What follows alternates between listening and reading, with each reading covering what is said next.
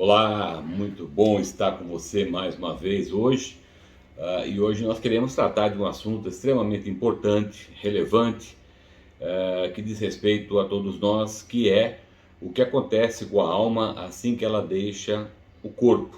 Quando nós então morremos, naquele momento, o que acontece com a alma ali, não é verdade? Porque afinal de contas todos nós vamos morrer um dia, então nós precisamos saber, é de extrema importância que você saiba o que vai acontecer com você depois que você então, com a sua alma, depois que você morrer, não é? Uma vez que todos nós vamos morrer mesmo, não é verdade? Bom, diante de um contexto, nós temos que entender que há várias teorias que eu gostaria então de estar abordando com você de uma maneira rápida para que nós possamos entrar realmente no assunto, que são, por exemplo, o que o católico romano diz a respeito desse momento. Ele diz que a alma vai para o purgatório. E o que é o purgatório? O purgatório é um local intermediário, né, entre o céu e o inferno, aonde a pessoa está ali para purgar os seus pecados, ou seja, para estar se, aspas, né, santificando para que ela possa então, depois dali, estar indo para o céu, não é?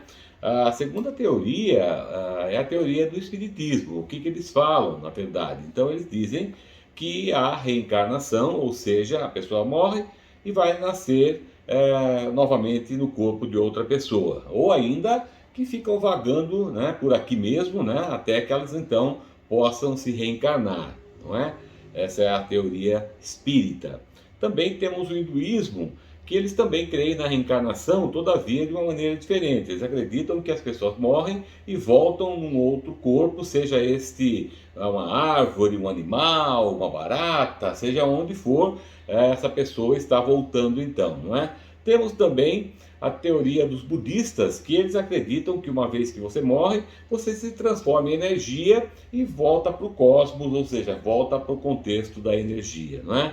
E os evangélicos, eles têm, na verdade, duas teorias. A teoria do sono da alma, que a alma fica dormindo até que Jesus volte, não é? Ou ainda que ela vá para o céu ou para o inferno. Agora, diante desse contexto, né, diante de tantas colocações que a gente tem, qual seria a verdade? O que é a verdade, não é?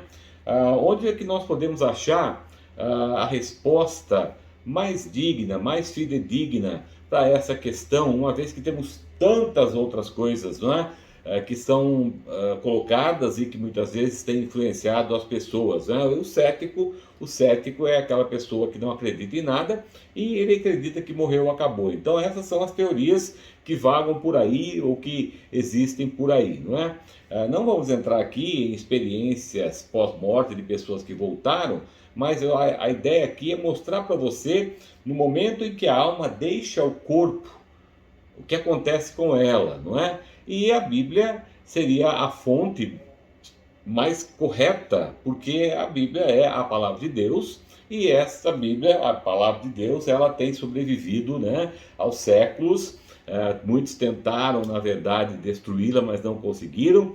Então, certamente, se nós pegarmos, vamos dizer assim, né, qual é o único documento que fala sobre isso? A Bíblia. O resto é tudo teoria humana, né, que você não tem, na verdade, um livro que fale sobre isso. E sim, são teorias. Mas a palavra de Deus, ela fala sobre esse assunto e eu gostaria de discorrer com você a respeito desse assunto. Mas antes eu quero ler basicamente 2 versículos para que a gente possa formar um pano de fundo, né, onde nós então depois estaremos lendo um texto onde o próprio Jesus, ele nos ensina onde vai a alma assim que deixa o corpo. Primeiramente eu quero ler com você Mateus 18:34, que diz assim: indignado, o seu senhor o entregou aos atormentadores até que pagasse tudo o que devia. O outro texto é Mateus 22:13, que diz assim: disse então o rei aos servos: amarrai-o de pés e mãos, levai-o e lançai-o nas trevas exteriores, ali haverá pranto e ranger de dentes. E agora eu quero ler com você Lucas 16, de 19 a 31, e é aqui onde nós estaremos falando um pouquinho a respeito deste assunto da alma saindo do corpo, para onde ela vai. Veja bem que eu gostaria de enfatizar aqui hoje que o relato que nós vamos ler, diferentemente do que alguns dizem, isto não é uma parábola. Uma parábola na Bíblia é algo que Jesus usava muito parábolas, não é? Para ensinar alguma coisa espiritual partindo do natural.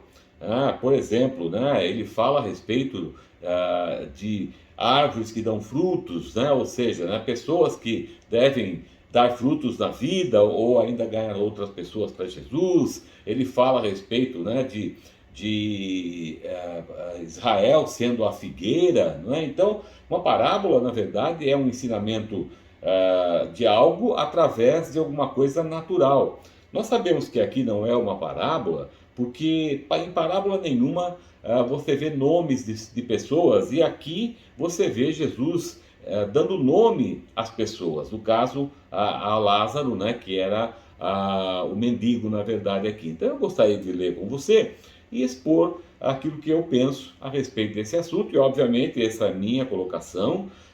Você pode achar outras colocações, você pode não concordar comigo, mas eu gostaria de trazer para você pelo menos luz, num sentido de que você possa refletir a respeito também daquilo que eu estarei falando. Diz assim, o texto que Jesus então fala a respeito desse assunto. Havia certo homem rico que se vestia de púrpura e linho fino branco, e fazia um banquete cada dia com esplendidez.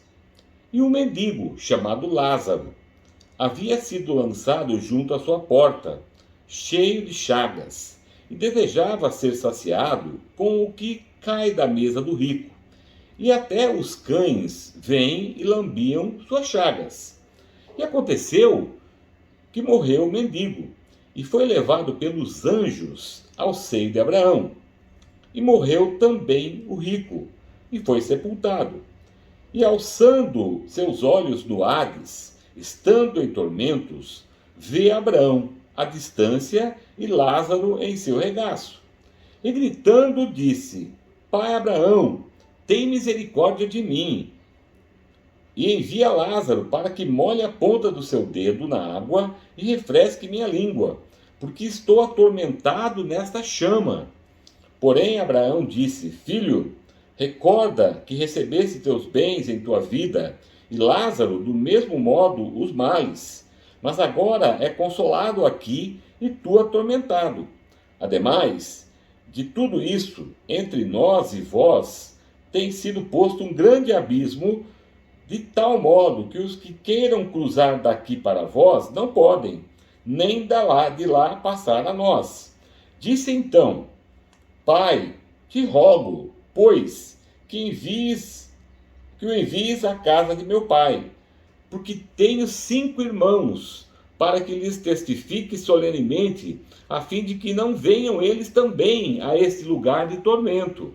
Mas Abraão diz: Moisés e os profetas têm, ouçam-nos. Então ele disse: Não, pai Abraão, mas se algum dos mortos chegasse a eles, arrepender-se-iam. Mas lhe disse: Se não ouvem a Moisés e aos profetas, tampouco se persuadirão se alguém se levantasse de dentre os mortos. Gostaria de começar a conversar com você então hoje a respeito desse contexto. Então, Jesus está falando a respeito de duas pessoas, que elas então morrem, e como você pode ter notado, ele diz assim: e havendo o mendigo, no caso, morrido, ele é levado pelos anjos. Lázaro, então, no momento da sua morte, os anjos vêm e pegam a alma de Lázaro e levam para o seio de Abraão. O seio de Abraão é o paraíso, é o lugar onde estavam todas as pessoas que tinham morrido antes de Jesus ter vindo e ter morrido e ressuscitado. Essas pessoas estavam ali, né? A Bíblia chama de Hades, e como alguns estudiosos dizem que nesse local havia dois compartimentos. Um onde era o seio de Abraão, que também chamamos de paraíso, e o outro, o Sheol, né? Ou ainda traduzido como inferno. E O próprio Senhor Jesus aqui narrando a história, ele fala que havia um abismo no meio, de formas que as pessoas não podiam passar de um lado para o outro. O que eu quero enfatizar aqui é que quando a pessoa morre, imediatamente então, diferentemente de todas as teorias que nós estamos vendo, a alma da pessoa, vamos dizer assim, a pessoa que é salva, ela é levada pelos anjos. E por uma analogia, obviamente, não é? Nós entendemos, e como eu li os textos com você, quando a pessoa que não é salva, ela certamente é levada por demônios, não é? E existem relatos de pessoas que já morreram e voltaram a respeito disso, que demônios as levam e as levam para o Sheol, né, para o inferno. Então, o que acontece com a alma logo após ela sair do corpo? Segundo o relato aqui de Jesus, ou ela vai para o seio de Abraão, que é o céu hoje, não é? Ou ela vai para o inferno. Então nós temos aqui, né, um quadro, não é? Aquela época, paraíso, hoje chamamos de céu. Sheol continua sendo o inferno. Não é ainda o lago de fogo, mas é o inferno, um local de tormento, como nós podemos ver aqui o rico falando a respeito com Abraão, né, pedindo que Abraão mandasse Lázaro até ele, né, e molhasse a sua mão na água e colocasse na boca do rico então, e pede então para que Lázaro volte e fale com seus irmãos, e a colocação é muito, muito enfática, não é? Abraão disse assim para ele: olha, isso é impossível, não é possível quem está do lado de cá passar do lado de lá, ou seja, quem está aqui no paraíso não consegue, não pode passar para o lado do Sheol, que é o inferno, e nem ao contrário, e também não há possibilidade de alguém que morreu voltar. E mesmo, Abraão fala, e mesmo que isso fosse possível, que não eles não ouviriam, porque eles têm Moisés e os profetas, né? Eles têm Abraão, Moisés e os profetas, Abraão diz, não é? Ou em outras palavras, eles têm a palavra de Deus, que ouçam a palavra de Deus. Então eu quero hoje, né, essa pequena explicação, dizer para você que quando a alma do homem sai dele, segundo o relato que temos aqui em Lucas 16, a partir do verso 19, a alma do homem é levada pelos anjos aos céus ou levada pelos demônios ao inferno, e lá elas permanecem, e até o dia do juízo final, onde todos se apresentarão diante do Senhor, e aqueles que já estão salvos continuarão salvos, e aqueles que foram condenados já continuarão condenados por toda a eternidade. Eu quero hoje deixar com você uma pergunta, para que você também reflita nisso. Se você morrer agora, para onde vai a sua alma? Será que anjos virão e pegarão a sua alma e levarão você para o céu? Ou será que demônios pegarão a sua alma e te levarão para o inferno? Qual é a sua resposta? Pense nisso.